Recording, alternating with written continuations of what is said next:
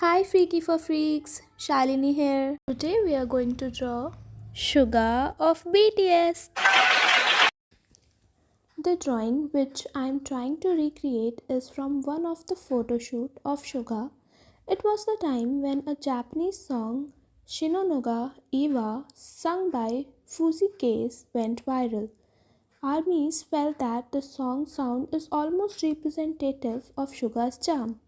They made fan edits of Suga with the song Shinunoga Iwa, and it had been everywhere on the internet. Later, Suga uploaded two black and white pictures of him with long fluffy hair. It had an undeniable resemblance with the cover of Fuzike's album, and Case reposted the pictures on his story the same day but ended up deleting a few hours later. Although there is no official information, but all this could very well be more than just a coincidence.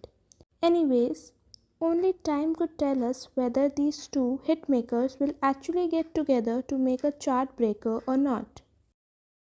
And lastly, you are not freak, but unique.